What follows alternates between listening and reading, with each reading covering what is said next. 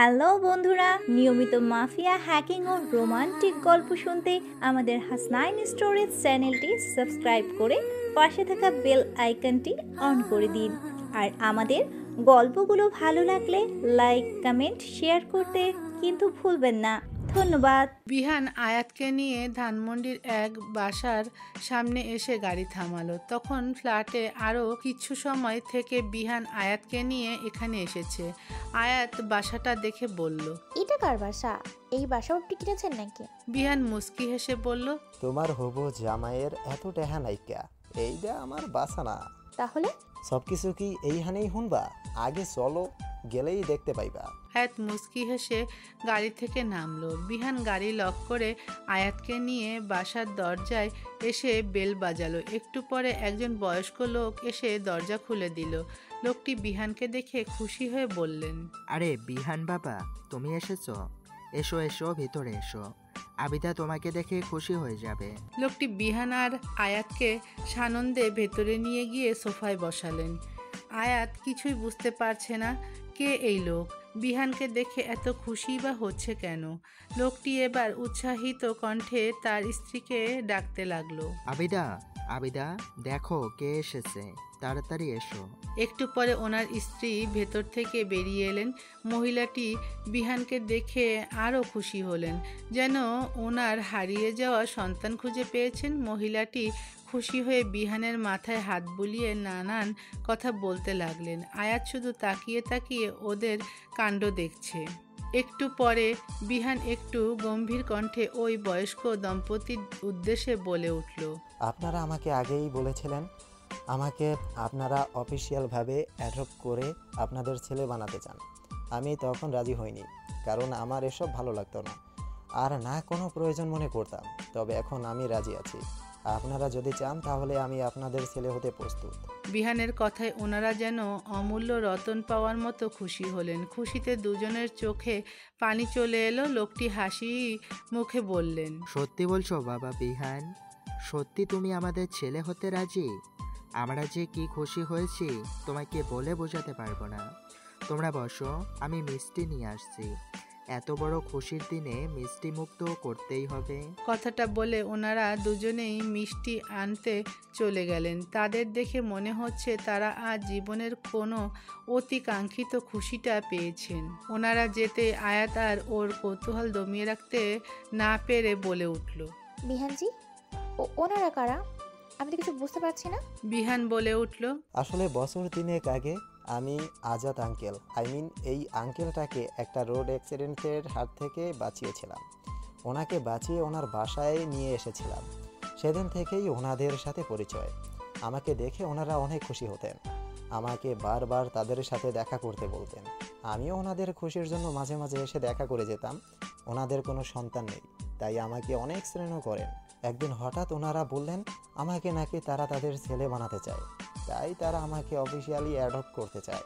আমি তখন মানা করে দিয়েছিলাম, কারণ এসব আমার তখন ভালো লাগতো না, একটা আজাইরা ক্যাসাল মনে হতো।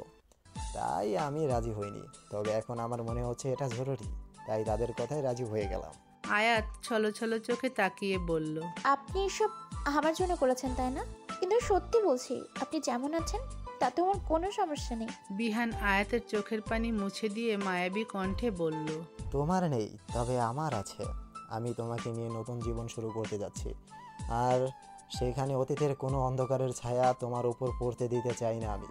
হ্যাঁ, আমি আমার অস্তিত্বকে বদলাতে পারবো না, তবে যতটা সম্ভব শুধরাতে তো পারি। তুমি ভালো করেই জানো আমাদের সামনের পথটা কতটা কঠিন হবে। সেখানে এই পদক্ষেপটা হয়তো কিছুটা হলেও আমাদের সাহায্য করবে। এই বুড়ো মা বাবা দুজন যদি আমাকে তাদের ছেলে হিসেবে পেয়ে খুশি হন, তাহলে সমস্যা কোথায়? আর আমারও তখন একটা অফিসিয়ালি পরিচয় হবে। তাছাড়া তোমারও তো একটা শ্বশুরবাড়ি দরকার, তাই না?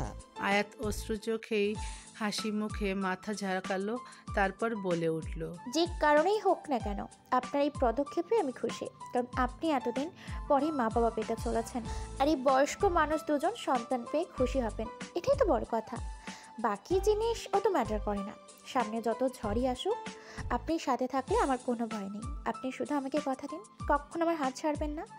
সবসময় আমার হাত ধরে রাখবেন। বিহান একটু দুষ্টু হেসে আয়াতের দিকে ঝুঁকে আস্তে করে বলল। শুধু হাতই ধরবো নাকি আরও কিছু ধরবো? আয়াত বিহানের বুকে হালকা চাপড় মেরে বলল। ছি, অসভ্য। বিহান হেসে দিল। একটু পরে মিস্টার আজাদ আর তার স্ত্রী নানা রকমের মিষ্টি নিয়ে এলো। বিহান এবার আয়াতকে দেখিয়ে বলল। আঙ্কেল আন্টি, ও হচ্ছে আয়াত, আমার ফিয়ন্সে। আয়াত ওনাদের উদ্দেশ্যে সালাম দিল। আয়াতকে দেখে তারা দুজন অনেক খুশি হলেন। ছেলের সাথে আজ পুত্রবধূও পেয়ে গেলেন তারা। এরই মাঝে আরও এক সপ্তাহ কেটে গেছে। সবার জীবন মোটামুটি ভালোই চলছে। নূর এই কয়দিনে ভার্সিটিতে একটা জিনিস খেয়াল করেছে, এখন আর শিশিরকে দেখতে পায় না ও। যদিও এই ব্যাপারে ও খুশি হয়েছে, কারণ ছেলেটাকে ওর তেমন একটা ভালো লাগতো না, কেমন গায়ে পড়া স্বভাবের ছিল। তবে আজ হঠাৎ ওর এক বান্ধবী বলল শিশিরকে কারা যেন মেরে হাত পা ভেঙে দিয়েছে, ও নাকি হসপিটালে ভর্তি।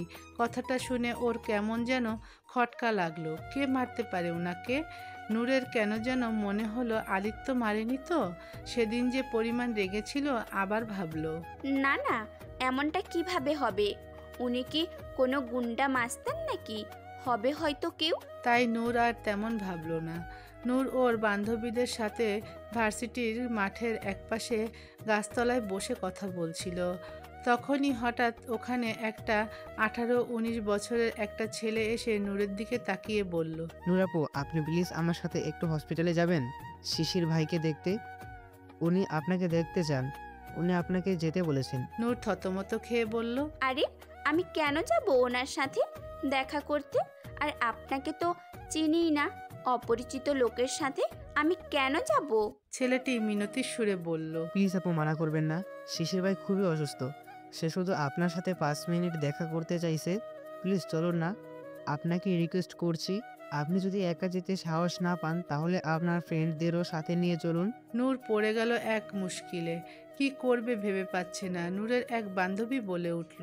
এত করে যখন বলছে তখন চল না, একটা অসুস্থ মানুষের কথা এভাবে মানা করা ঠিক হবে না। অগত্যা অনিচ্ছা সত্ত্বেও নূর যেতে রাজি হয়ে গেল। তবে ও একা যাবে না, ওর ফ্রেন্ডসদেরও সাথে নিয়ে গেল। হসপিটালে এসে শিশিরের কেবিনের সামনে আসতে সেই ছেলেটি আবার বলে উঠল। আসলে কেবিনে একসাথে এত মানুষ যেতে মানা করেছে ডক্টর, তাই শুধু নূর আপু ভেতরে গিয়ে দেখা করুক, আমরা বাইরে ওয়েট করি। সবাই রাজি হয়ে গেল। অতঃপর শুধু নূর একাই কেবিনের ভেতর ঢুকলো। ভেতরে ঢুকে দেখলো শিশির বেডে চোখ বন্ধ করে শুয়ে আছে, মাথায় আর হাত পায়ে অসংখ্য ব্যান্ডেজ। নূর একটু বেডের কাছে এগিয়ে গিয়ে আস্তে করে শিশিরকে ডাকলো। শিশির ভাইয়া।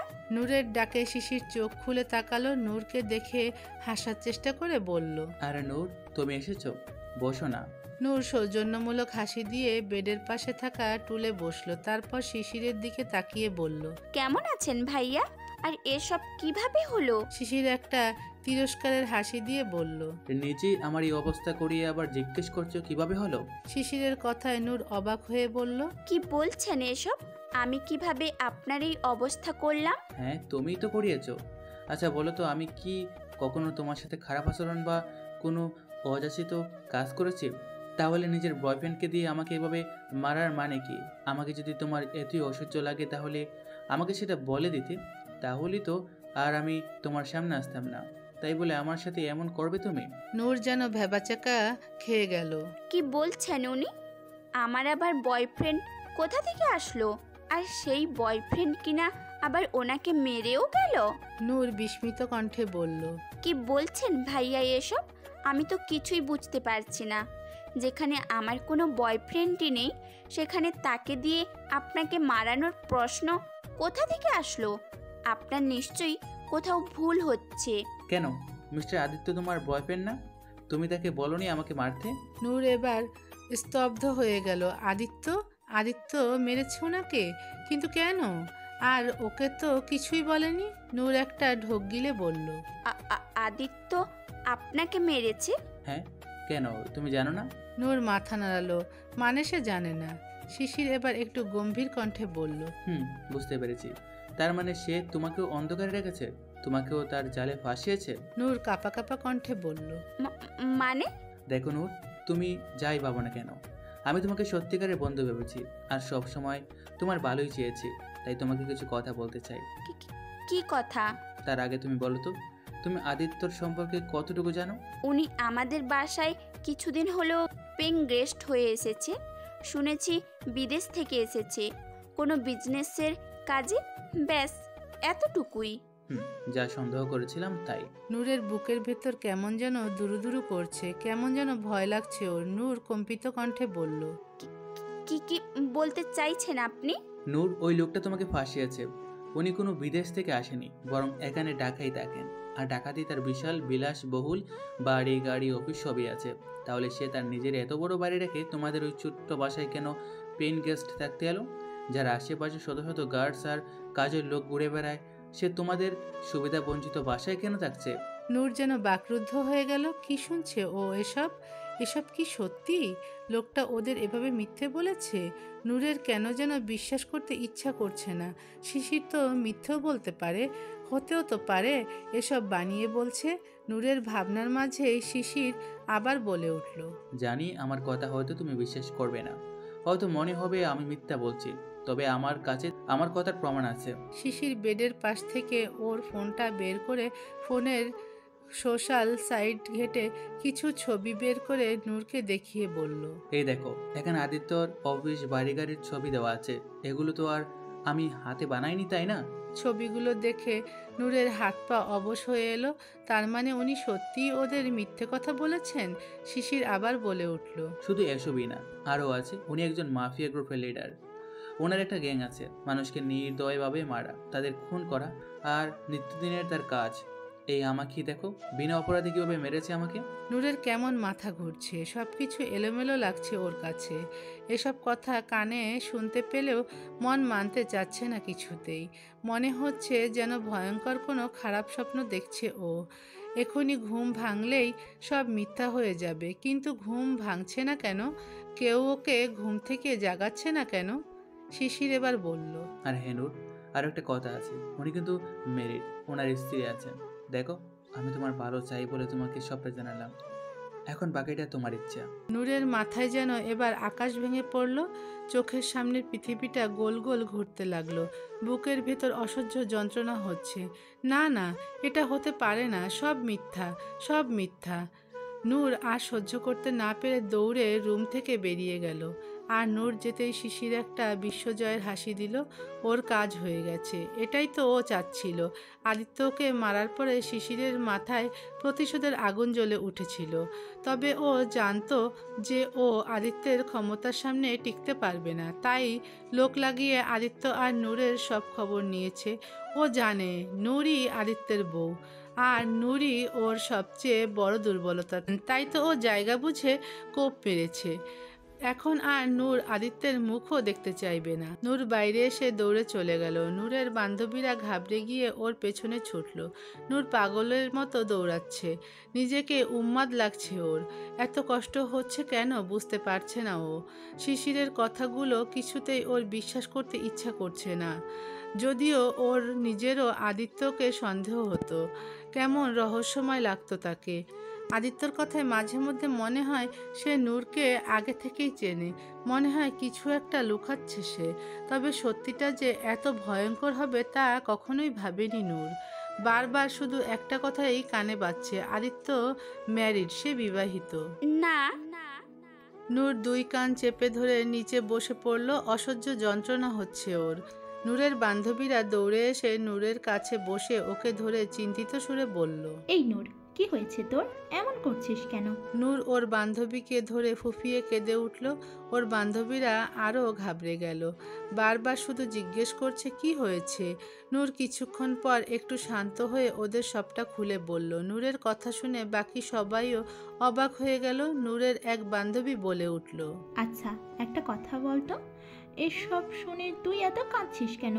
তার মানে কি তুই আদিত্য ভাইয়াকে ভালোবেসে ফেলেছিস? নূর এবার চুপ হয়ে অবাক চোখে তাকিয়ে রইল। এই প্রশ্নের উত্তর তো ও নিজেও জানে না। সত্যিই তো, ওর এত কষ্ট হচ্ছে কেন? আমি কি তাহলে সত্যি ওনাকে ভালোবেসে ফেললাম?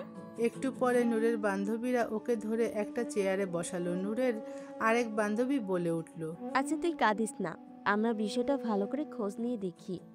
আগে কোনো মন্তব্যে আসা ঠিক হবে না। ইন্টারনেটের যুগে কোনো কিছুই বের করা অসম্ভব না। কথাটা বলে ওর বান্ধবী ফোন বের করে আদিত্যের সব সোশ্যাল সাইট চেক করতে লাগলো।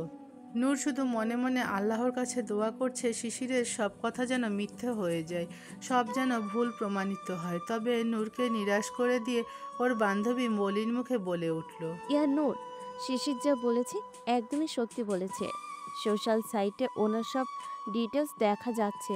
হ্যাঁ, মাফিয়া হওয়ার ব্যাপারটা নিয়ে নেটে তেমন কিছু পেলাম না, তবে ওনার রিলেশনশিপ স্ট্যাটাস ম্যারিড দেওয়া আছে। তবে ওনার বইয়ের কোনো ছবি কোথাও নেই। নূর এবারে সত্যি সত্যি ভেঙে পড়ল। ওর জীবনে হঠাৎ এমন মোড় আসবে ভাবতেই পারেনি ও। সব কিছু দেখার পরও কেন যেন ওর এসব বিশ্বাস করতে ইচ্ছে করছে না। নূরের এক বান্ধবী বলে উঠল, এমনও তো হতে পারে উনি মিথ্যে স্ট্যাটাস দিয়ে রেখেছে। অনেকেই এমন করে থাকে যাতে কোনো মেয়ে তাকে বিরক্ত না করে। নূর যেন একটা আশার আলো দেখতে পেল, মনে মনে বলল। এমনটাই যেন হয়।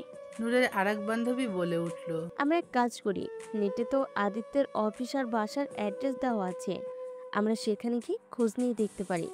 তাহলে আসল ব্যাপারটা বেরিয়ে পড়বে। ওর কথায় সবাই সায় দিয়ে বলল, হ্যাঁ ঠিকই বলেছিস, চল এখনই যাই। অতঃপর সবাই আদিত্যের অফিসের উদ্দেশ্যে বেরিয়ে পড়ল। আদিত্যের অফিসে এসে অফিসের সিকিউরিটির কাছে আদিত্যর সম্পর্কে জানতে চাইল ওরা। নূরকে অফিসের কেউ দেখেনি, তাই ওরা নূরকে চিনতে পারলো না। সিকিউরিটি প্রথমে কিছু বলতে চাইল না। ওরা অনেক অনুনয় বিনয় করে আর কিছু টাকা খাইয়ে সিকিউরিটির মুখ খোলালো। আর সিকিউরিটি যা বলল তাতে ওদের শেষ আশাও মাটিতে মিশে গেল। সিকিউরিটি ওদের বলল আদিত্যর বাড়ি গাড়ি আরও কি আছে, আর এটাও বলল যে আদিত্য বিবাহিত আর সে নাকি তার বউকে অনেক ভালোবাসে। নূর আর শুনতে পারল না। মুহূর্তেই যেন সব কিছু ধ্বংস হয়ে গেল ওর ভালোবাসাটা এভাবে শুরু হওয়ার আগেই শেষ হয়ে গেল। কেন হলো ওর সাথে এমন? কি দোষ করেছিল ও? কেন এত বড় ধোঁকা পেল ও? নূরের বান্ধবীরা আদিত্যের বাসায় যেতে চাইল, তবে নূর মানা করে দিল। বারবার একই কথা শোনার সাহস আর তার নেই। ওর বান্ধবীরা ওর অবস্থা বুঝতে পেরে ওকে আর জোর করলো না। ওকে নিয়ে রিকশায় উঠালো বাসায় যাওয়ার উদ্দেশ্যে। আদিত্য একটা রেস্টুরেন্টে মিটিংয়ে এসেছে। দোতলায় একটা ওপেন রুম রেস্টুরেন্টে বসে মিটিং করছে। তখনই ওখানে আয়াত ওর ফ্রেন্ডসদের সাথে এলো এনজিওর একটা মিটিংয়ে। আদিত্যকে দেখে আয়াত হাসি মুখে এগিয়ে গিয়ে বলল, আরে ভাইয়া, তুমি এখানে? আদিত্য আয়াতকে দেখে সেও হাসি মুখে উঠে দাঁড়িয়ে আয়াতকে এক হাতে জড়িয়ে ধরে বলল, কিরে আয়ু, কেমন আছিস? এখানে কোনো দরকারে এসেছিস? হ্যাঁ ভাইয়া, এনজিওর একটা মিটিংয়ে। অনেক ভালো একটা কাজ করছিস তুই। I am so proud of you. Thank you ভাইয়া। নূরের রিকশা একটা সিগন্যালে এসে থেমে আছে। ওর সাথে ওর বান্ধবী বসে আছে। ওর একটা বান্ধবী এদিকে ওদিকে তাকিয়ে কিছু একটা দেখে ভ্রু কুঁচকে নূরের উদ্দেশ্যে বলল, এই নূর, ওটা আদিত্য ভাইয়া না? বান্ধবীর কথা মতো নূর ওর ইশারা অনুযায়ী সেদিকে তাকালো। দেখতে পেল আদিত্য একটা মেয়েকে এক হাতে জড়িয়ে ধরে দাঁড়িয়ে আছে। নূরের হৃৎপিণ্ডটা যেন কেঁপে উঠল, হাত পা ঠান্ডা হয়ে এলো। নূরের বান্ধবী বলে উঠল, লোকটা তো দেখছি সত্যিই খারাপ। কেমন মেয়েবাজি করে বেড়াচ্ছে, ঘরে বউ রেখে বাইরে রঙ্গলীলা করে বেড়াচ্ছে। কত বড় ইতর, ছি ছি। নূর আর সহ্য করতে পারছে না। ইচ্ছে করছে কোনো একদিকে পালিয়ে যেতে। বুকটা দুমড়ে মুচড়ে যাচ্ছে ওর। নিঃশ্বাস নিতে কষ্ট হচ্ছে। এমন একটা লোককে কিভাবে ভালোবাসলো ও? নূর ক্লান্ত শরীরে বাসায় ঢুকলো। নিজেকে অনুভূতি শূন্য মনে হচ্ছে ওর। হঠাৎ আদিত্য হুট করে এসে কোনো কিছু না বলে নূরের হাত চেপে ধরে টেনে নিয়ে যেতে লাগলো। নূরের হাত ধরে ওর রুমে নিয়ে এসে দেয়ালের সাথে চেপে ধরে চোয়াল শক্ত করে রাগী কণ্ঠে বলল, তুমি ওই শিশিরের সাথে দেখা করতে কেন গিয়েছিলে? তোমাকে আমি মানা করেছিলাম না ওর সাথে কোনো কথা নেই তোমার? তারপরও কেন গিয়েছিলে বলো? নূরের ধৈর্যের বাঁধ ভেঙে এলো এবার। আজকের সব কষ্ট রাগ এবার বিস্ফোরণে পরিণত হলো। রাগে শরীর কেঁপে উঠল ওর। রেগে উঠে দুই হাতে আদিত্যকে ধাক্কা মেরে সরিয়ে দিল। আচমকা নূরের ধাক্কায় আদিত্য দুকদম পিছিয়ে গেল। নূরের এমন কাজে অবাক চোখে তাকালো আদিত্য। নূর এবার ক্ষিপ্ত সুরে বলে উঠল, কেন? কি করবেন আপনি? আমাকেও মারবেন নাকি, যেভাবে শিশিরকে মেরেছেন? বলুন। আদিত্য নূরের কথায় একটু চমকে গেল। নূর এই কথা জানলো কি করে? নিশ্চয়ই ওই বদমাইশ শিশিরটা বলেছে। আদিত্য বলে উঠল। নূর, আমার কথা শোনো, তুমি যা ভাবছো তেমনটা না। কথাটা বলে আদিত্য নূরের কাছে আসতে নিলে নূর হাত উঁচু করে রাগী কণ্ঠে বলে উঠল। খবরদার, একদম আমার কাছে আসার চেষ্টা করবেন না। আর আমি ঠিকই ভাবছি, বরং এতদিন যা ভাবছিলাম সেটাই ভুল ছিল। আপনি কি ভেবেছিলেন আপনার আসল চেহারা আমি কখনো ধরতে পারবো না? আপনি আমাদের বোকা বানিয়ে যাবেন আর আমরা আপনার জালে ফেঁসে যাব? নূরের এসব কথায় আদিত্য প্রচুর অবাক হয়ে গেল। ওর এঞ্জেলটা এভাবে কথা বলছে কেন? কি হয়েছে ওর? আদিত্য অবাক সুরে বলল। নূর, কি বলছো তুমি এসব? কিসের আসল চেহারা? নূর একইভাবে বলতে লাগলো। একদম সাধু সাজার চেষ্টা করবেন না। আমি আপনার সব মিথ্যে জেনে গেছি আজ। আপনি কোনো বিদেশ থেকে আসেননি, বরং ঢাকায় থাকেন আপনি। তাহলে আমাদের মিথ্যে কেন বললেন? নিজের এত বড় বাড়ি রেখে আমাদের এই ছোট্ট বাড়িতে কেন থাকেন আপনি? বলুন। আদিত্য আরো চমকে গেল। নূর এসব কিছু কিভাবে জানলো? এখন কিভাবে বুঝাবে ওকে? ওকে সত্যিটাও বলতে পারবে না। আদিত্যকে চুপ থাকতে দেখে নূর তাচ্ছিল্যের সুরে বলে উঠল। কি হলো? আর কথা বের হচ্ছে না তাই না? চুরি ধরা পড়ে গেছে, এখন আর কোনো কথা বের হচ্ছে না তাই না? বলুন, কেন করেছেন এসব? আমাদের তো তেমন কোনো ধন সম্পত্তিও নেই, তাহলে কিসের জন্য? আমার জন্য? আমাকে হাসিল করার জন্য এসব করেছেন তাই না? আদিত্য ভ্রুকুচকে নূরের দিকে তাকালো। নূরের কথার আগামাথা কিছুই বুঝতে পারছে না ও। নূর এবার অশ্রু চোখে কাঁপা কাঁপা কণ্ঠে বলল। আপনার লজ্জা করে না? নিজের ঘরে বউ থাকতে অন্য মেয়েদের পিছে ঘুরে বেড়ান, অন্য মেয়েকে নিজের প্রেমের ফাঁদে ফাঁসান। আমাকেও আপনার জালে ফাঁসাতে চেয়েছিলেন তাই না? আর কতজনকে এভাবে ফাঁসিয়েছেন? হ্যাঁ, কতজনকে? এতক্ষণ কিছু না বললেও এবার নূরের কথা শুনে আদিত্য নিজের রাগ কন্ট্রোল করতে পারল না। উচ্চস্বরে বলে উঠল। নূর, স্টপ ইট। নূর, অনেক বলেছো তুমি। এমন কিছু বলো না যার জন্য পরে তোমাকে পস্তাতে হয়। পস্তাতে তো আমাকে হচ্ছেই। আপনাকে বিশ্বাস করে আমাকে পস্তাতে হচ্ছে। আপনি চলে যান এখান থেকে, চলে যান। আপনাকে এই বাড়িতে আর দেখতে চাই না আমি। আদিত্য আহত চোখে তাকালো নূরের দিকে। ওর এঞ্জেলটা ওকে চলে যেতে বলছে? ওকে আর দেখতে চায় না সে? আদিত্য কিছুক্ষণ তাকিয়ে থেকে শান্ত সুরে বলে উঠল। ঠিক আছে, তুমি চাইলে তো হাসতে হাসতে জানও দিয়ে দেব। তুমি যদি এতে খুশি হও তাহলে তাই হোক। আজকের পর আর এই অদমকে দেখতে পাবে না তুমি। আদিত্যের কথায় নূরের বুকটা কেঁপে উঠল। এত কিছুর পরেও আদিত্যের যাওয়ার কথা শুনে ওর কষ্ট হচ্ছে, তবুও নূর কিছু বলল না। অন্যদিকে তাকিয়ে রইল। আদিত্য ছলছল চোখে তাকিয়ে বলল। ভালো থেকো, নিজের খেয়াল রেখো, মেডিসিন ঠিক মতো নিও। কথাগুলো বলে আদিত্য ধীরে ধীরে রুম থেকে বেরিয়ে গেল। এক সময় বাসার বাইরে চলে গেল। আদিত্য যেতেই নূর ধপ করে নিচে বসে পড়ে মুখে হাত চেপে কেঁদে উঠল। অবুঝ মন এখনও চাচ্ছে আদিত্য না যাক, ফিরে এসে ওকে বুকে জড়িয়ে নিক। ওর ভালোবাসার পরিণতিটা এমন কেন হলো? আজ দুটি মন দুই দিকে কষ্ট পাচ্ছে, অথচ দোষ কারোরই নেই। আদিত্য নিজের রুমের ফ্লোরে অচেতন অবস্থায় পড়ে আছে। কাল নূরের বাসা থেকে আসার পরে অনেক ভেঙে পড়েছিল আদিত্য। কিছুতেই নিজেকে সামলাতে পারছিল না। মধ্যরাত পর্যন্ত নেশা করে ভোরের দিকে ঘুমিয়ে পড়েছে। এখন বেলা দুপুর গড়িয়ে বিকেলে চলে এসেছে, তবুও আদিত্য ওভাবেই পড়ে আছে। সন্ধ্যার একটু আগে আদিত্যর ঘুমটা হালকা হয়ে এলো। আদিত্য একটু নড়ে চড়ে ধীরে ধীরে উঠে বসলো। মাথাটা অনেক ব্যথা করছে, কাল রাতের হ্যাংওভার হচ্ছে। আদিত্য দুই হাতে মাথা চেপে বসে রইল। ঠিক সেই মুহূর্তে দরজা ঠেলে আবির আর বিহান হুড়মুড় করে ভেতরে ঢুকলো। ভেতরে এসে কোনো কিছু না বলে সোজা আদিত্যর হাত ধরে ওকে টেনে তুলে ওয়াশরুমের দিকে নিয়ে যাচ্ছে। আদিত্য হকচকিয়ে উঠে বলল। এই, কি করছিস তোরা? ছাড় আমাকে। আদিত্যের কথার বিন্দুমাত্র ভ্রুক্ষেপ না করে আবির আর বিহান আদিত্যকে টেনে নিয়ে এসে ওয়াশরুমে ঢুকিয়ে দিল। আদিত্যকে এক ধাক্কায় ওয়াশরুমের ভেতরে ঢুকিয়ে দিয়ে বলে উঠল, 10 মিনিট, মাত্র 10 মিনিট সময় আছে তোর কাছে। এর মধ্যে হাগা মুতা গোসল যা করার করে নে। মনে রাখিস, এর বেশি সময় নিলে কিন্তু তোকে আমরা বাথরুমেই আটকে রাখবো আজকে। আদিত্য দাঁত কিরমির করে ওদের দিকে এগিয়ে আসতে নিলে তার আগেই ওরা বাইরে থেকে ঠাস করে ওয়াশরুমের দরজা আটকে দিল। দরজা আটকে দিয়ে উচ্চস্বরে বলে উঠল, your time start now. Aditya ওদের সাথে আর না পেরে অগত্যা ফ্রেশ হতে চলে গেল।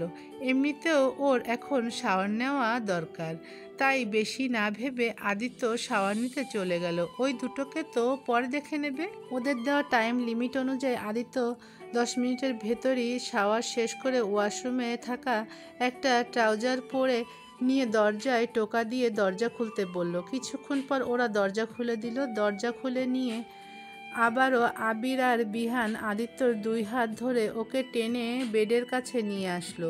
আদিত্য বিরক্তিকর কণ্ঠে বলল, এই কি শুরু করেছিস তোরা? এমন টানাটানি শুরু করেছিস কেন আমাকে নিয়ে? ছাড় বলছি। দেখ, মন মেজাজ এমনিতে বিগড়ে আছে, শেষে কিন্তু সব রেশ তোদের উপর ঢালবো বলে দিলাম। ওরা দুজন আবারও আদিত্যর কথার কোনো প্রতিউত্তর না করে ওকে ধরে বেডের কাছে নিয়ে এলো। তারপর বেডের ওপর রাখা পাঞ্জাবিটা ওকে পরিয়ে দিতে লাগলো। আদিত্য এবার আরও অবাক হয়ে বলল, আরে আজব, পাঞ্জাবি কেন পরাচ্ছিস আমাকে? দেখ, এবার কিন্তু বেশি হয়ে যাচ্ছে। আমার রাগ জ্বালাস না বলে দিলাম। আবির আর বিহান এমন একটা ভাব করছে যেন আদিত্যের কথা ওদের কানেই ঢুকছে না। ওরা ওদের কাজ করেই যাচ্ছে। আদিত্যের কথার মাঝেই ওকে জোর করে পাঞ্জাবিটা পরিয়ে দিল। তারপর আদিত্যের গায়ে একটু বডি স্প্রে করে দিল। এরপর আবির আর বিহান আবারও আদিত্যের হাত ধরে ওকে বাইরের দিকে নিয়ে যেতে লাগলো। আদিত্যের এবার সত্যি চরম রাগ উঠে যাচ্ছে। দুটোর মাথায় কি চলছে কিছুই বুঝতে পারছে না ও। আদিত্য নিজেকে ছাড়ানোর চেষ্টা করে চোয়াল শক্ত করে বলল, আবার কোথায় নিয়ে যাচ্ছিস আমাকে? করতে চাচ্ছিস কি তোরা? বলবি আমাকে? এতক্ষণে বিহান বলে উঠল, কই আবার তোর শাদি করানোর লাইগা? আদিত্য যেন আকাশ থেকে পড়ল, আশ্চর্য হয়ে উচ্চস্বরে বলে উঠল, what have you gone mad? কি যাতা বলছিস? আবির বলে উঠল, হ্যাঁ ভাই, বিয়ান ঠিকই বলেছে। আজকে তোমাকে আমরা আবার বিয়ে দেবো। অনেক হয়েছে। তোমাকে আর ওই তারছাড়া মেয়ের পেছনে ঘুরে নিজের জীবন বরবাদ করতে হবে না। আজকে আমরা তোমাকে আবার বিয়ে দেবো। তাই ওই মেয়ের থেকে শতগুণ সুন্দরী রূপবতী মেয়ের সাথে বিয়ে দেবো তোমাকে। আদিত্য যেন হতভম্ব হয়ে গেল। এই দুটো যে পুরো পাগল হয়ে গেছে সেটা বুঝতে আর ওর বাকি নেই। আদিত্য রাগী কণ্ঠে বলল, আবির, পাগল হয়ে গেছিস তোরা? কি আবল তাবল বলে যাচ্ছিস তখন থেকে? এবার কিন্তু সত্যি মার খাবি তোরা। ছাড় আমাকে তোরা। ওদের বাকবিতণ্ডার মাঝেই ওরা আদিত্যকে পাশের একটা রুমে টেনে নিয়ে এলো। রুমে এসে আবির সামনের দিকে ইশারা করে দেখিয়ে বলে উঠল, আরে তুমি একবার দেখোই তো মেয়েটাকে। দেখবে এই মেয়েকে একবার দেখলে তুমি তোমার আগের বউকে ভুলে যাবে, একবার রাজি হয়ে যাবে বিয়ে করতে। আবিরের ইশারা অনুযায়ী আদিত্য সামনে তাকিয়ে দেখলো বেডের ওপর একটা মেয়ে বধূর সাজে ঘোমটা টেনে বসে আছে। আদিত্যের রাগ এবার চরম পর্যায়ে উঠে গেল। আদিত্য সর্বশক্তি দিয়ে এক ঝটকায় নিজের হাত ছাড়িয়ে আবিরের কলা চেপে ধরে রাগী কণ্ঠে বলল, ব্যাস, অনেক হয়েছে। তোদের সাহস কি করে হয় অন্য একটা মেয়েকে এই বাড়িতে আনার? তোরা ভাবলি কি করে আমি আমার অ্যাঞ্জেলকে রেখে অন্য কাউকে বিয়ে করব? কখনোই না। আরে পৃথিবীর সবচাইতে সুন্দরী মেয়েকে আনলেও আমি তাকে বিয়ে করব না, কখনোই না। হঠাৎ পেছন থেকে বধূ বেশে থাকা মেয়েটি বলে উঠল, আর ইউ শিওর? আদিত্য প্রচুর পরিমাণ রেগে থাকায় কণ্ঠটি চিনতে পারল না, বরং মেয়েটির কথায় আরও রাগ উঠে গেল ওর। আদিত্য আবিরের কলার ছেড়ে দিয়ে পেছনে ফিরতে ফিরতে চোয়াল শক্ত করে আঙ্গুল উঠিয়ে বলতে লাগলো, ইউ জাস্ট শাট আপ। আর বলতে পারল না আদিত্য। পেছনে ফিরে বধূবেশে নূরকে দেখে থমকে গেল আদিত্য। কিছু সময়ের জন্য স্তম্ভিত হয়ে দাঁড়িয়ে রইল ও। চোখের সামনে যা দেখছে তা কি স্বপ্ন নাকি বাস্তব তা পরখ করতে পারছে না। সত্যি কি ওর এঞ্জেল ওর সামনে বধূবেশে বসে আছে? আবির আর বিহান মুচকি হেসে আস্তে করে রুম থেকে বেরিয়ে গেল। নূরও ছলছল চোখে আদিত্যের দিকে তাকিয়ে আছে। নূর ঢোক গিলে আবারও বলল, বলুন না, করবেন না বিয়ে আমায়? আদিত্যের এবার একটু সম্ভূতি ফিরল। আদিত্য একটু নড়েচড়ে উঠল। নূরকে দেখে খুশি হতে নিয়েই আবার কালকের কথা মনে পড়ল ওর। আদিত্য নিজেকে কোনো রকমে সামলে নিয়ে অন্যদিকে ঘুরে অভিমানী সুরে বলে উঠল, তুমি এখানে কি করছো? তোমার কথা মতো তো আমি চলে এসেছি, তাহলে আবার কি অভিযোগ নিয়ে এসেছো? নূর কিছু বলতে যাবে তখনই আদিত্য আবারও বলে উঠল, ও, বুঝতে পেরেছি। নিশ্চয়ই আমার পাগল ভাইগুলো তোমাকে এখানে জোর করে নিয়ে এসেছে। আমি ওদের পক্ষ থেকে তোমার কাছে ক্ষমা চাইছি। আসলে পাগলগুলো আমার কষ্ট দেখতে পারছিল না, তাই হয়তো তোমাকে জোর করে নিয়ে এসেছে। তবে তুমি চিন্তা করো না, তুমি এখন নিশ্চিন্তে বাসায় যেতে পারো, কেউ তোমাকে আটকাবে না। কথাটা বলে আদিত্য ঘুরে চলে যেতে লাগলো। হিরো, পেছন থেকে আসা নূরের সেই পুরনো হিরো ডাকে আদিত্যর পা জমে গেল। হৃৎপিণ্ডটাও কেঁপে উঠল। ও কি ঠিক শুনলো? নূর কি ওকে হিরো ডাকলো, নাকি এটা শুধুই ওর মনের ভ্রম? হ্যাঁ, ভ্রমই হবে। নূর কি আর আমাকে হিরো বলে ডাকবে? সে যে এখন আর আমার সেই মাসুম অ্যাঞ্জেলটা নেই। কথাটা ভেবে আদিত্য আবারও পা বাড়াতেই পেছন থেকে আবারও শুনতে পেল, হিরো যেও না প্লিজ। আদিত্য এবার এক ঝটকায় পেছনে ফিরে তাকালো। পেছনে তাকিয়ে দেখলো নূর ফ্লোরে হাঁটু গেড়ে দুই কান ধরে বসে আছে।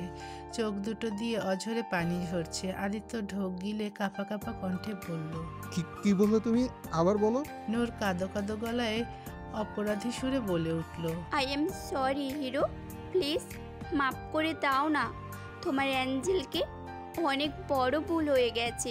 তুমি তো জানোই তোমার অ্যাঞ্জেলটার মাথার তার ছেঁড়া, তাই তো সে তার হিরোকে ভুলে গিয়েছিল আর তার হিরোকে এত কষ্ট দিয়েছে। তাই অনেকগুলো সরি হিরো, প্লিজ মাফ করে দাও না। আদিত্যের শরীর কাঁপছে। সে যা ভাবছে তা কি সত্যি? ওর এঞ্জেলের তার হিরোকে মনে পড়ে গেছে। আদিত্য ধীরে ধীরে নূরের সামনে এসে নূরের মুখোমুখি হাঁটু গেড়ে বসলো। নূরের দিকে ছলো ছলো চোখে তাকিয়ে কাঁপা কাঁপা হাত দুটো দিয়ে নূরের মুখটা আগলে ধরে বলল, আমি যা ভাবছি তা কি সত্যি? আমার অ্যাঞ্জেলটার কি তার হিরোর কথা মনে পড়ে গেছে? নূর অশ্রু চোখে তাকিয়ে মাথা ঝাঁকিয়ে বলল, হ্যাঁ হিরো, আমার সব মনে পড়ে গেছে, সব। আদিত্য অশ্রু চোখে বলল, আবার বলো না হিরো। নূর দুই হাতে আদিত্যের মুখটা ধরে বলল, হিরো, হিরো, আমার হিরো। আদিত্য নিজের ঠোঁট কামড়ে অশ্রু চোখে হাসতে লাগলো। আদিত্যের যেন আজ বিশ্বজয়ের খুশি হচ্ছে। নিজের খুশি কিভাবে বয়ান করবে ভেবে পাচ্ছে না ও। হ্যাঁ, ও পেরেছে। আজ ওর ভালোবাসা জিতে গেছে। ওর এঞ্জেল আবার ফিরে এসেছে ওর জীবনে। আদিত্য নূরের সারা মুখে পাগলের মতো চুমু খেতে লাগলো। তারপর নূরের ঠোঁটে নিজের ঠোঁট চেপে ধরে দুজনেই সুখের অশ্রু বিসর্জন করতে লাগলো। কিছুক্ষণ এভাবেই রইল দুজন। তারপর আদিত্য দুই হাতে নূরের কোমর জড়িয়ে ধরে নূরকে উঁচু করে তুলে ধরে গোল গোল ঘোরাতে লাগলো আর খুশিতে আত্মহারা হয়ে বলতে লাগলো, Yes, yes, yes, my angel is come back. This is the happiest day in my life. Whoa! আদিত্যের খুশিতে নূরও খিলখিল করে হেসে উঠল। আদিত্য একটু পরে নূরকে নামিয়ে দিয়ে বলল, এসব কিভাবে হলো? মানে হঠাৎ করে কিভাবে মনে পড়লো? নূর বলতে লাগলো, কাল তুমি চলে যাওয়ার পর আমি রুমে বসে কান্না করছিলাম। তখনই নীলা রুমে ঢুকে আমার কাছে এসে রাগী কণ্ঠে বলে উঠলো, এটা তুই কি করলি আপু? নীলার কথায় নূর চোখের পানি মুছে উঠে দাঁড়িয়ে আমতা আমতা করে বলল, কি কি করেছি? কিসের কথা বলছিস তুই? দেখ আপু, লুকিয়ে লাভ নেই, আমি তোমাদের সব কথা শুনেছি। তুমি এসব একদম ঠিক করোনি আপু। দেখ, তুই যা জানিস না তা নিয়ে কথা বলিস না। তুই যা এখান থেকে, আমাকে একটু একা থাকতে দে। নীলা একটু তাচ্ছিলের হাসি দিয়ে বলল, আমি জানি না, ভুল বললে আপু, আমি সবই জানি। বরং আমি যা জানি তা তুমিও জানো না। নূর ভ্রু কুঁচকে বলল, মানে কি বলতে চাচ্ছিস তুই?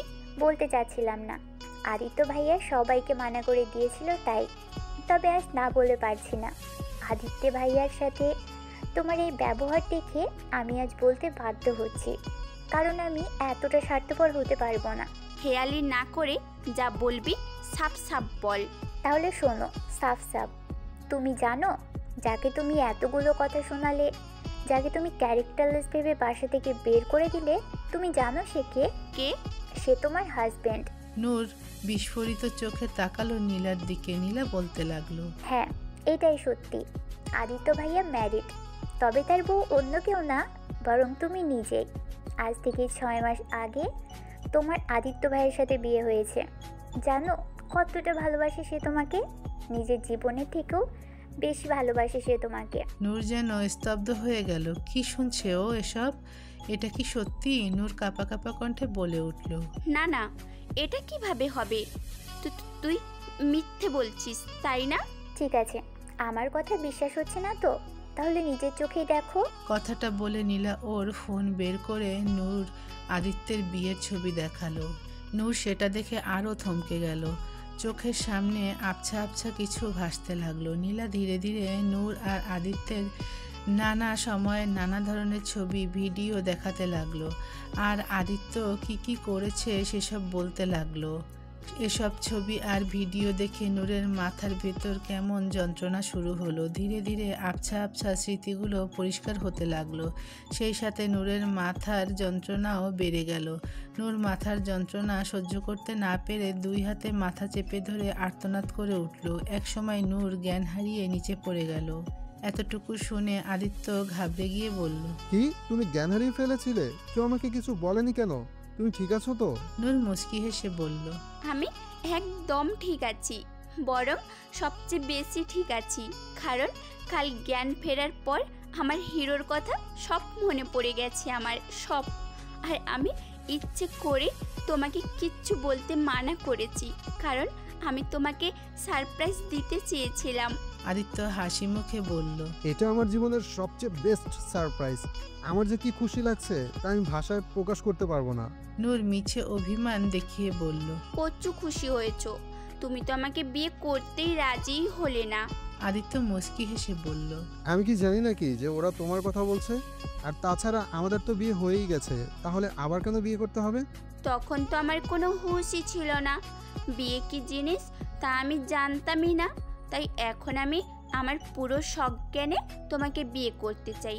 বলো, করবে আমাকে বিয়ে?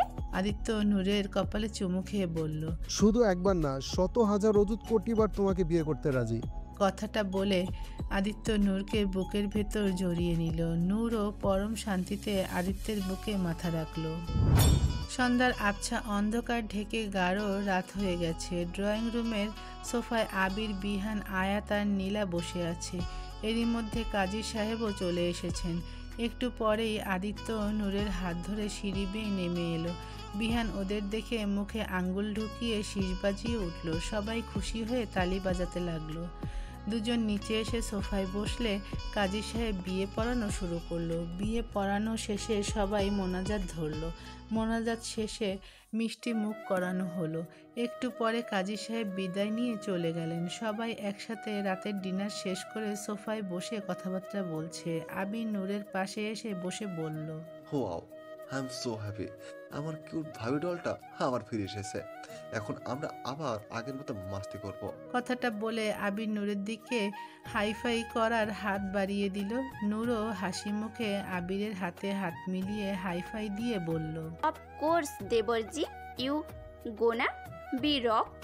ইস, কতদিন পর দেবর ডাক শুনলাম, কলেজে খান ঠান্ডা হয়ে গেল। আবিরের কথায় সবাই হেসে দিল। এভাবে সবাই নানান কথার আড্ডা জুড়ে দিল। বেচারা আদিত্য মনে মনে চরম বিরক্ত।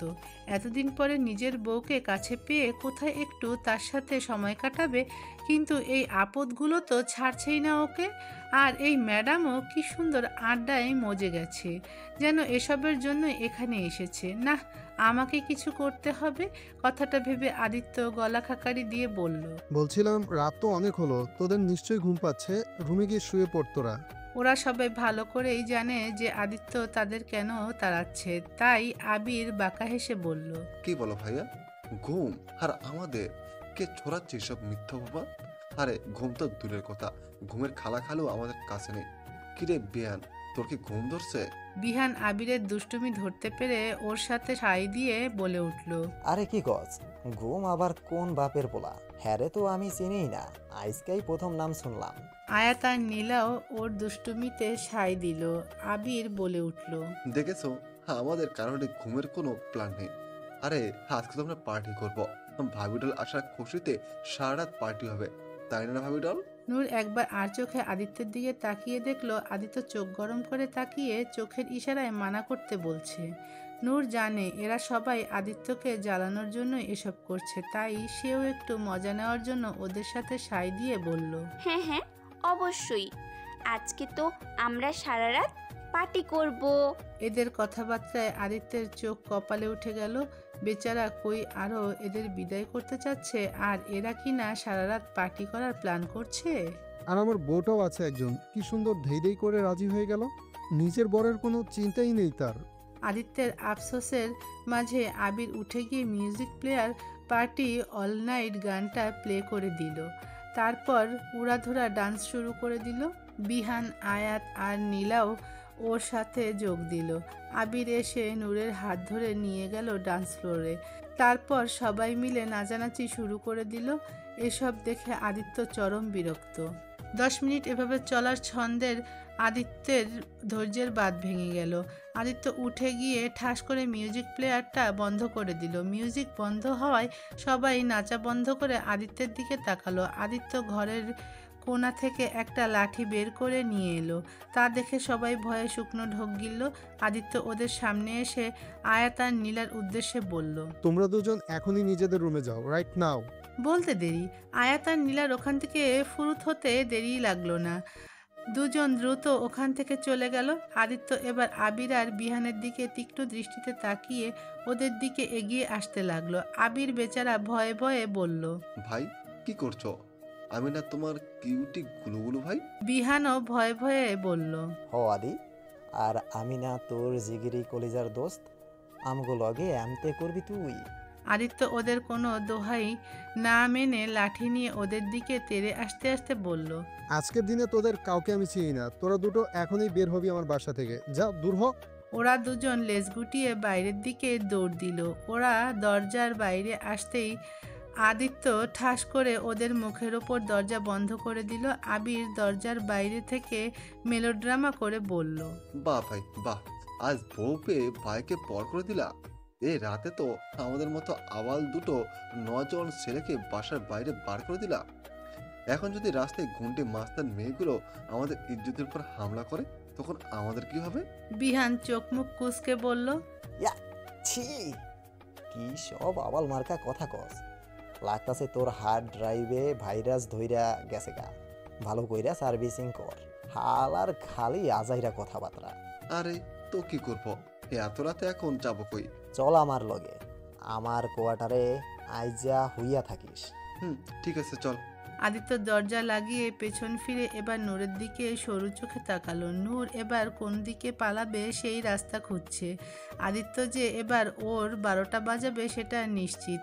নূর 2 হাতে শাড়িটা একটু উঁচু করে ধীরে ধীরে পেছাতে লাগলো। তারপর উল্টো ঘুরে দৌড় দেওয়ার প্রস্তুতি নিল। তবে তার কাজে সফল হলো না সে।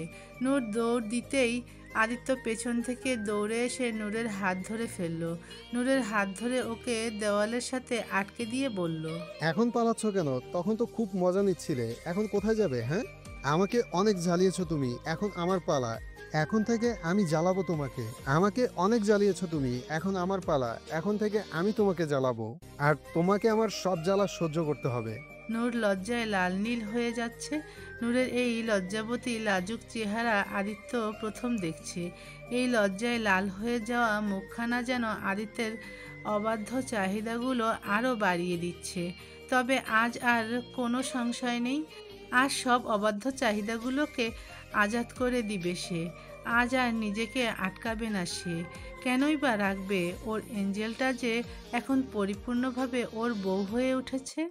আদিত্য নূরের দিকে নেশালো চোখে তাকিয়ে ধীরে ধীরে নূরের অধর পানে ঝুঁকতে লাগলো। আদিত্য ঠোঁট নূরের ঠোঁটে ছুঁই ছুঁই, তখনই হঠাৎ নূর আদিত্যের নাকের ডগায় ঠুস করে কামড় বসিয়ে দিল। আদিত্য একটু হকচকিয়ে উঠে নূরকে ছেড়ে নিজের নাকে হাত দিল। নূর সেই সুযোগে ওখান থেকে দৌড়ে পালালো। সিঁড়ির কাছে এসে আদিত্যর দিকে তাকিয়ে হাসি মুখে বলল, তোমাকে আমি সারা জীবন জ্বালিয়ে যাব, বুঝেছো হিরো? কথাটা বলে নূর বাচ্চাদের মতো জিভ দেখালো। তবে রে দুষ্টু, দাঁড়াও দেখাচ্ছি মজা। কথাটা বলে আদিত্য নূরের দিকে ছুটলো। আদিত্যকে আসতে দেখে নূরও হাসতে হাসতে দৌড়ে উপরে উঠে গেল। নূর আগে আগে দৌড়াচ্ছে আর আদিত্য ওর পেছনে পেছনে। নূর দৌড়ে এসে ওর রুমে ঢুকে রুমের দরজা আটকে দিল। আদিত্য দরজার কাছে এসে দরজায় টোকা দিয়ে বলল, নূর দরজা খুলো। দরজা কেন আটকালে? নূর ভেতর থেকে শুধু হাসছে, কিন্তু দরজা খুলছে না। আদিত্য এবার একটু আদুরে গলায় বলল, নূর সোনা, মাই এঞ্জেল, আমার সোনা বোটা, দরজা খোলো না। নূর এবার ভেতর থেকে বলে উঠল, খুলবো না। এমন করে না প্লিজ, তুমি না আমার লক্ষ্মী সোনা বউ, প্লিজ খোলো না। তাহলে আগে বাসর ঘরে ঢোকার টাকা দাও, তারপর ঢুকতে দেব। আদিত্য ভ্রুকুসকে বলল, কিসের টাকা? বারে, তুমি কি ভেবেছো তুমি আমার দেবর ননদকে তাড়িয়ে দিবে তাই বলে আমি ওদের হক আদায় করব না? হুম, ওরা নেই তো কি হয়েছে, আমি ওদের হয়ে ওদের হক আদায় করব। তাই ফটাফট টাকা ছাড়ো, না হলে ঘরে ঢোকা ক্যান্সেল। না না, এমন করো না প্লিজ, আমার সব কিছু তো তোমারই, তাহলে এখানে দেওয়ার কি আছে? ওই সব শুকনো কথাই চিড়ে ভিজবে না, আগে মাল ছাড়ো তারপর কথা। আচ্ছা বাবা ঠিক আছে, কিন্তু আমি এখান থেকে কিভাবে টাকা দেব? আমার ওয়ালেট আর সবকিছু তো রুমের ভিতরে আছে। তুমি দরজা খোলো, তারপর রুমে এসে দিচ্ছি তোমাকে। ওই সব চালাকি আমার সাথে খাটবে না, আগে মাল তারপর দরজা খোলা। তুমি আমাকে বলো তোমার সব কিছু কোথায় রাখা আছে, আমি এনে দিচ্ছি তোমাকে। ওকে ফাইন, কাবার্ডের সেকেন্ড ড্রয়ারে দেখো আমার চেকবুক আছে, একটা কলম আর চেকবুকটা নিয়ে আসো। আদিত্যের কথা মতো নূর গিয়ে কাবার থেকে চেকবুক আর কলম এনে দরজার নিচে দিয়ে আদিত্যকে দিল। আদিত্য চেকবুক আর কলম নিয়ে একটা চেকে 50,000 টাকার অ্যামাউন্ট লিখে চেকটা ছিঁড়ে আবার দরজার নিচ দিয়ে নূরের কাছে দিয়ে বলল, নাও, এখন হয়েছে, এখন তো খোলো। নূর বলে উঠল, ঠিক আছে, দরজা খুলে দিচ্ছি, তবে কিন্তু আগেই ঢুকবে না, ওকে? আমি যখন ঢুকতে বলবো তখন ঢুকবে, ঠিক আছে? ওকে বাবা ঠিক আছে, তুমি যা বলবে তাই হবে, আগে দরজাটা তো খোলো। নূর একটু পরে দরজার লক খুলে দিল। তারপর তাড়াতাড়ি করে গিয়ে বেডের ওপর লম্বা ঘোমটা টেনে সুন্দর করে বসলো। বসে থেকে একটু গলা উঁচিয়ে আদিত্যকে ভেতরে আসার অনুমতি দিল। আদিত্য এবার একটু স্বস্তির নিঃশ্বাস ছেড়ে মুচকি হেসে দরজা ঠেলে ভিতরে ঢুকলো। নূরকে এভাবে ঘোমটা টেনে বসে থাকতে দেখে আদিত্য মুচকি হেসে দরজা বন্ধ করে ধীরে ধীরে নূরের কাছে এগিয়ে আসলো। নূরের হাত পা কেমন যেন কাঁপছে, বুকের হার্টবিট অস্বাভাবিকভাবে চলছে। নূর বুঝতে পারছে না আদিত্য কতবার ওর কাছে এসেছে, ওকে জড়িয়ে ধরেছে, বুকে নিয়ে ঘুমিয়েছে, তাহলে আজ কেন এমন লাগছে যেন আজকে নতুন করে ওর কাছে আসছে আদিত্য। আদিত্য নূরের সামনে বেডের উপর এসে বসলো, তারপর 2 হাত বাড়িয়ে নূরের ঘোমটাটা ধীরে ধীরে উঠালো। ঘোমটা উঠিয়ে দেখলো নূর কেমন চোখ টেরা করে ফানি ফেস বানিয়ে রেখেছে। আদিত্য সেটা দেখে ফিক করে হেসে দিল। নূরও আদিত্যর সাথে হেসে দিল।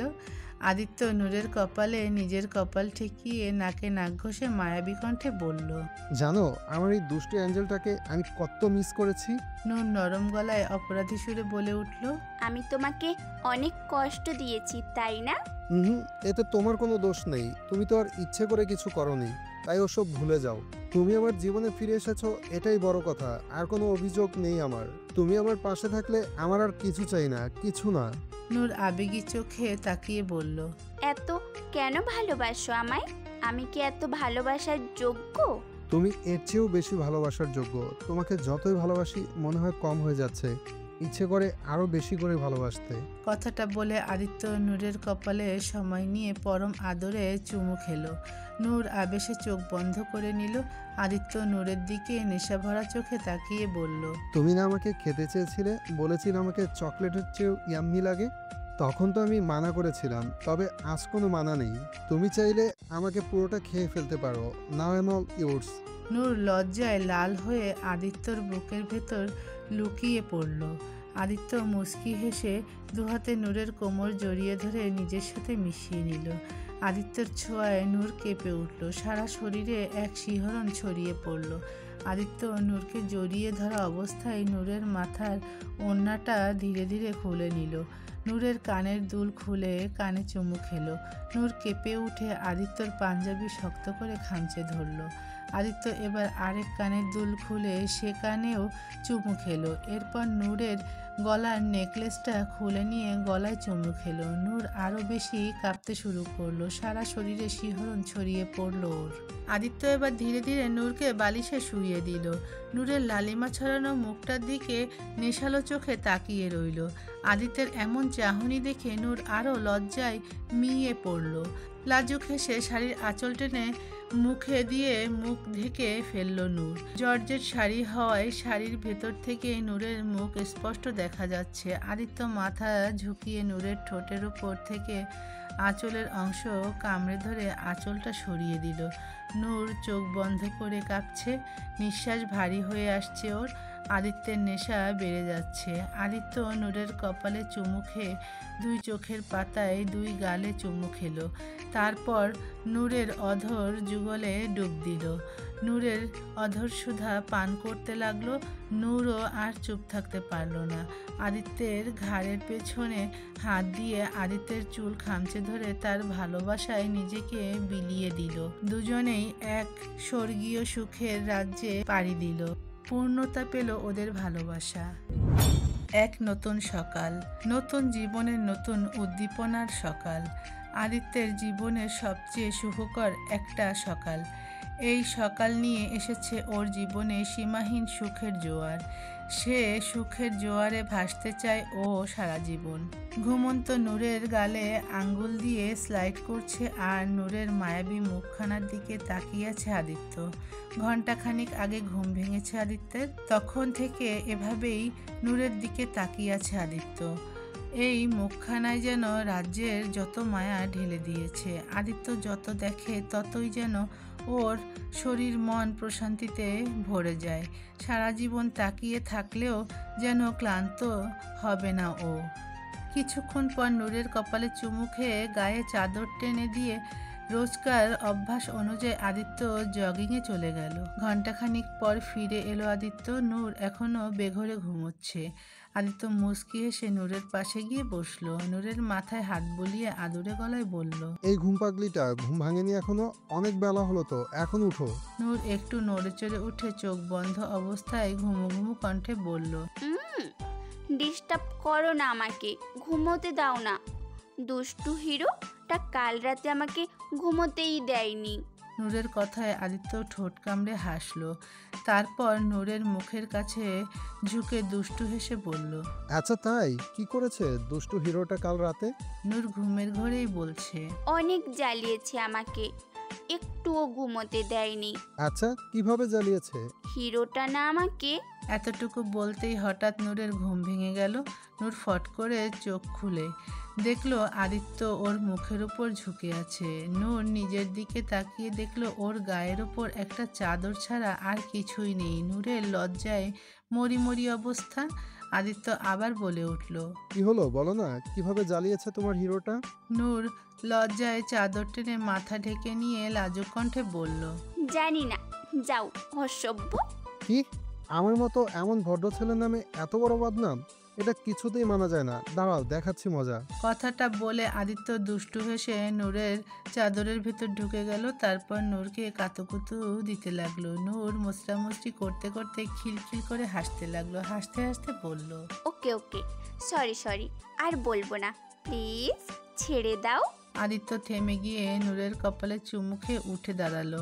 তারপর চাদর সহ নূরকে কোলে তুলে নিল। নূরকে নিয়ে ওয়াশরুমে ঢুকলো। এক সপ্তাহ পর নূর আর নীলা মিলে আয়াতকে সাজাচ্ছে। আয়াত আয়নার দিকে তাকিয়ে নিজেকে দেখছে।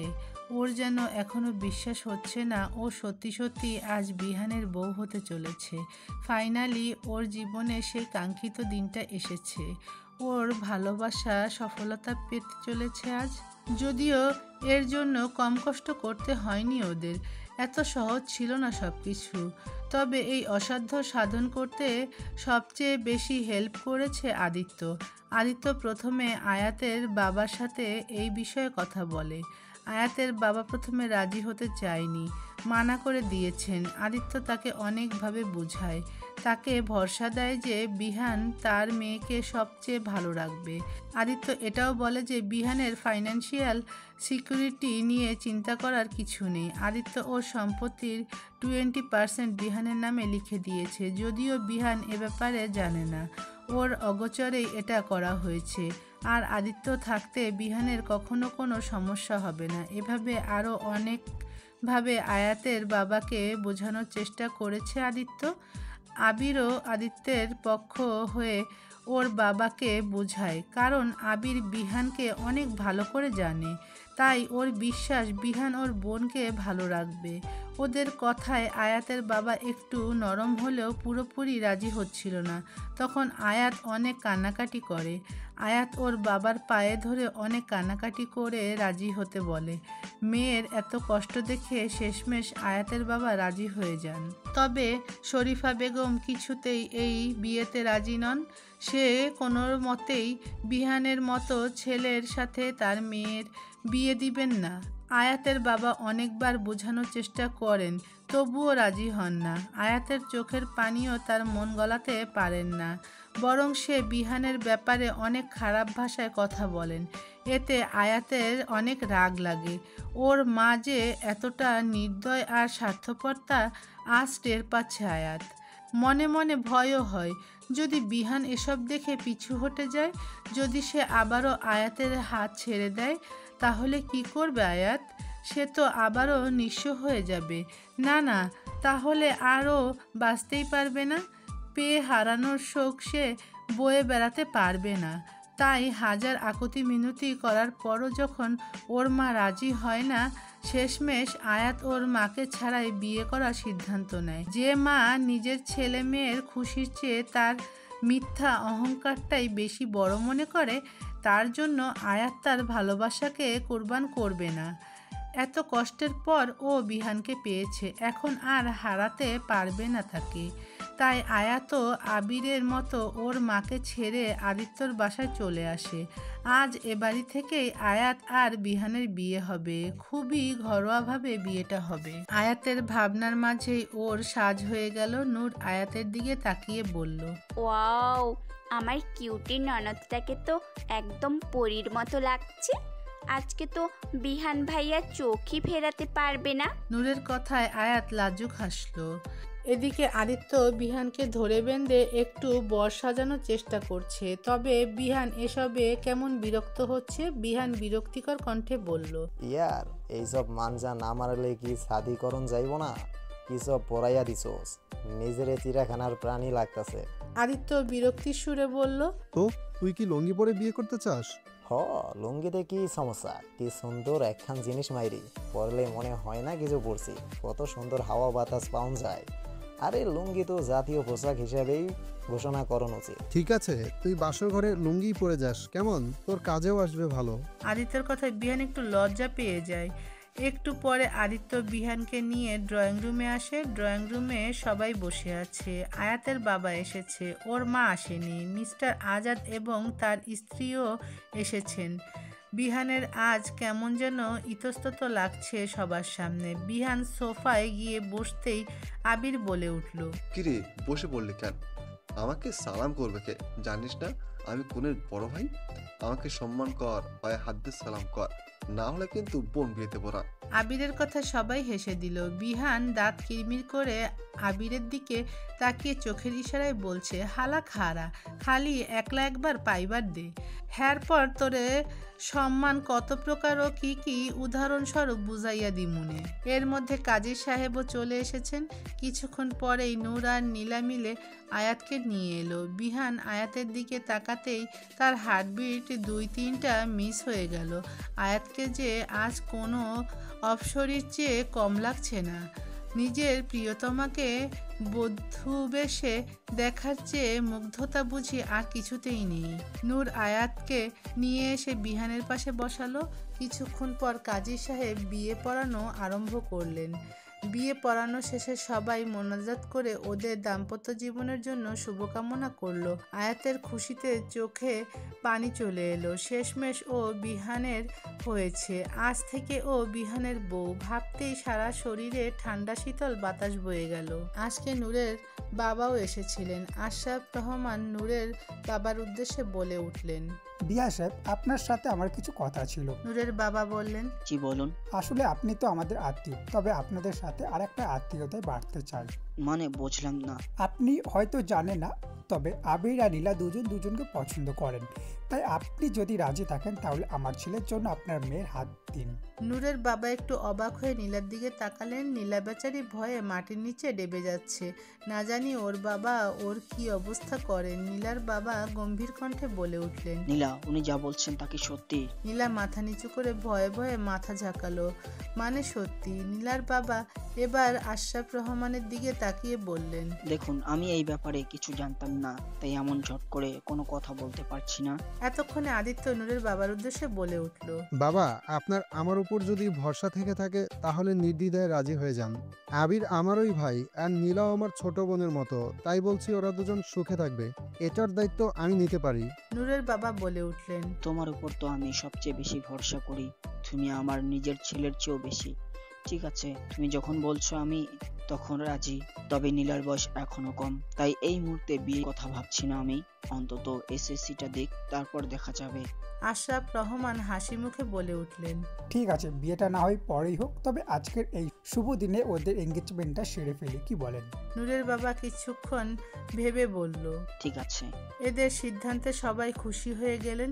আবির তো পারছে না লুঙ্গি ডান্স দিতে। এত সহজে সবকিছু হয়ে যাবে ভাবতেই পারেনিও।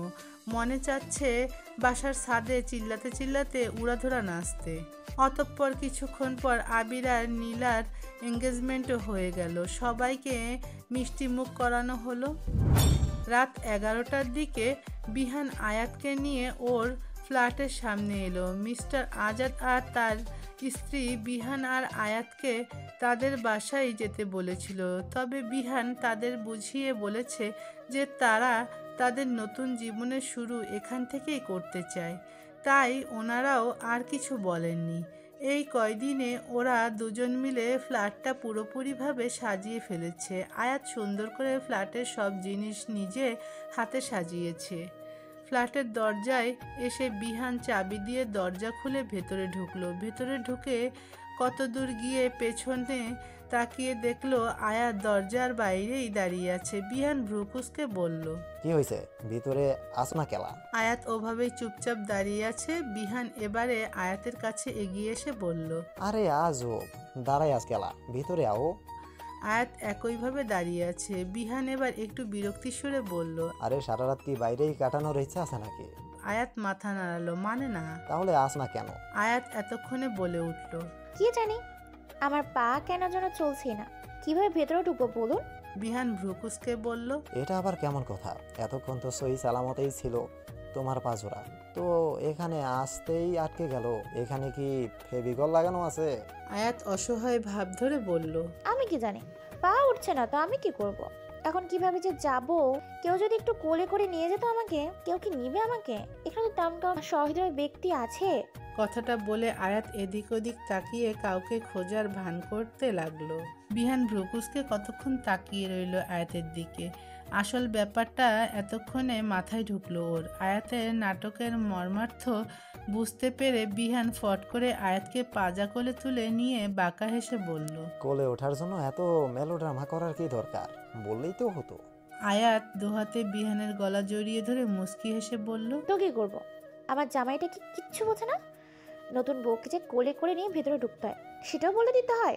বিহান আয়াতকে কোলে নিয়ে ভেতরে যেতে যেতে হাসি মুখে বলল, ব্যাপার না, আমার ইন্টেলিজেন্ট বউ তো আছেই, সে আমাকে সব শিখিয়ে দেবে একেবারে হাতে কলমে। কথাটা বলে বিহান এক চোখ টিপ মারল আর আয়াত লজ্জায় বিহানের বুকে মুখ লুকালো। বিহান আয়াতকে নিয়ে ওদের বেডরুমে এসে দেখলো ওদের বেডরুম ফুল আর লাভ শেপের রেড বেলুন দিয়ে সাজানো।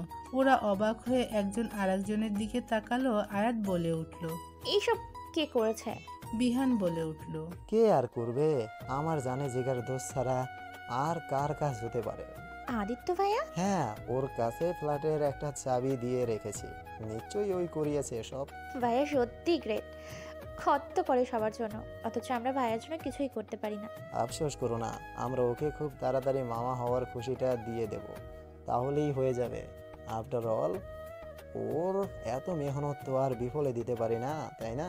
আয়াত লজ্জায় বিহানের বুকে আলতো করে কিল মেরে বলল। বিহান হেসে দিয়ে আয়াতকে নিয়ে বেডের ওপর বসিয়ে দিয়ে বলল, তুমি এসব শাড়ি গহনায় নিশ্চয়ই টায়ার্ড হয়ে গেছো, যাও চেঞ্জ করে ফ্রেশ হয়ে নাও। আয়াত আলতো করে মাথা ঝাঁকিয়ে আস্তে করে বেড থেকে নেমে ড্রেসিং টেবিলের সামনে গিয়ে দাঁড়ালো। বিহানও উঠে দাঁড়িয়ে গায়ের পাঞ্জাবিটা খুলে কাবার থেকে একটা টি শার্ট বের করে পরে নিল।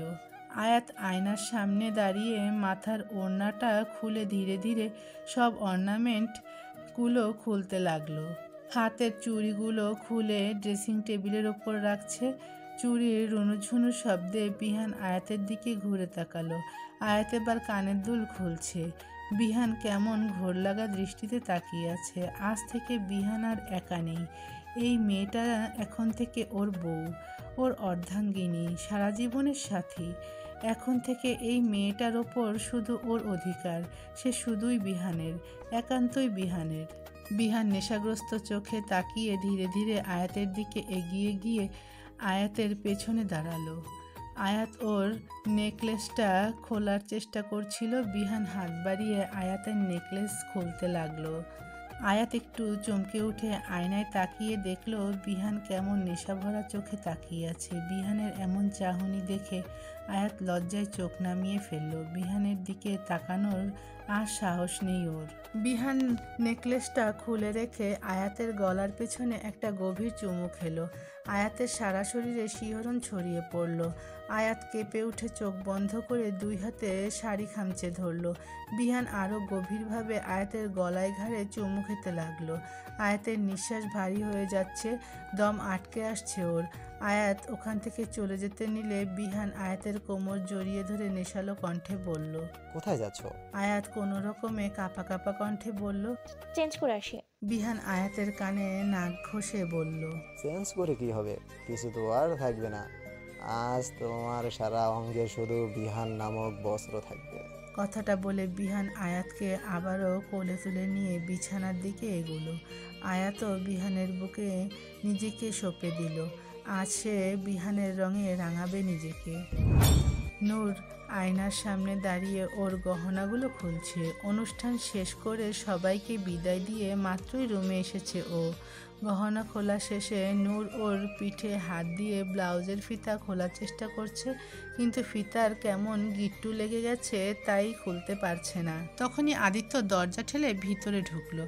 রুমে ঢুকতেই নূরকে এভাবে দেখে আদিত্যের চোখে নেশা লেগে গেল। আদিত্য টেডি স্মাইল দিয়ে ধীরে ধীরে নূরের কাছে এগিয়ে গেল। নূরের পেছনে এসে হাত বাড়িয়ে নূরের ফিতা খুলতে লাগলো। নূর আয়নায় তাকিয়ে আদিত্যকে দেখে লাজুক হাসলো। আদিত্য ফিতা খুলে দিয়ে নূরের পিঠে একটা চুমু খেলো। তারপর দুই হাতে নূরের শাড়ির ফাঁকে খোলা কোমর জড়িয়ে ধরে নূরের চুলে নাক ডুবিয়ে দিয়ে নেশালো কণ্ঠে বলল, আজকে সারাদিনের ঝামেলায় বউটাকে একটু কাছেও পাইনি, একটু আদরও করতে পারিনি। I miss you so much. Noor মুচকি হেসে বলল, এমনভাবে বলছো যেন কতদিন দেখোনি। আরে সারাদিন চোখের সামনেই তো ছিলাম। তুমি বুঝবে না, জানো তোমাকে একটুখানি না দেখতে পেলেও মনে হয় কতদিন দেখিনি। তোমার প্রতি কেয়ার একটু কম হয়ে গেলেও মনে হয় আমি অনেক বড় অন্যায় করে ফেলছি, যার শাস্তি স্বরূপ তোমাকে আরো বেশি করে ভালোবাসতে ইচ্ছে করে। তোমাকে যত ভালোবাসি তবুও মনে হয় যেন কম হয়ে যাচ্ছে। মনে হয় আরো কেন ভালোবাসতে পারি না আমি তোমাকে। ইচ্ছে করে তোমাকে চোখের পলকে বসিয়ে রাখতে। আদিত্যের এমন মনোমুগ্ধকর আবেগী কথায় নূরের চোখে সুখের অশ্রু জমা হয়ে গেল। তবে সেটা গড়িয়ে নিচে পড়তে দিল না আদিত্য। নূরকে নিজের দিকে ঘুরিয়ে নূরের গাল বেয়ে আসা অশ্রু কণাটাকে আদিত্য ঠোঁট দিয়ে শুষে নিল। নূরের কপালের সাথে কপাল ঠেকিয়ে বলল, তুমি জানো তোমার এই চোখের পানি আমার কাছে কত দামি? খবরদার আর কখনো আমার জিনিসকে এভাবে নষ্ট করবে না, না হলে আমার চাইতে খারাপ কিন্তু আর কেউ হবে না। নূর মুচকি হেসে আদিত্যের বুকে মাথা রাখলো। আদিত্য নূরকে কোলে তুলে নিয়ে দুষ্টু হেসে বলল, চলো আজকে আমরাও একটু নতুন করে বাসর করে ফেলি। নূর লাজুক হেসে আদিত্যের বুকে মুখ লুকালো। আদিত্য নূরকে নিয়ে চলল তার ভালোবাসার রাজ্যে। হ্যালো বন্ধুরা, তোমাদের সবাইকে অনেক অনেক ধন্যবাদ এতক্ষণ আমাদের সঙ্গে থাকার জন্য। আমাদের গল্পগুলো তোমাদের কাছে ভালো লাগলে, তোমাদের হৃদয় স্পর্শ করতে পারলে অবশ্যই আমাদের চ্যানেলটি সাবস্ক্রাইব করে এবং তোমাদের মূল্যবান মতামত কমেন্ট করে আমাদের সঙ্গেই থাকবে। আর হ্যাঁ, গল্পটি ভালো লাগলে অবশ্যই তোমাদের বন্ধুদের সাথে শেয়ার করতে ভুলবে না। আমাদের পরবর্তী গল্প পেতে আমাদের চ্যানেলের সঙ্গেই থাকবে। খুব শীঘ্রই আপলোড করা হবে পরবর্তী গল্প। ততক্ষণে আমাদের সঙ্গেই থাকো। আজকের মতো টাটা, বাই বাই।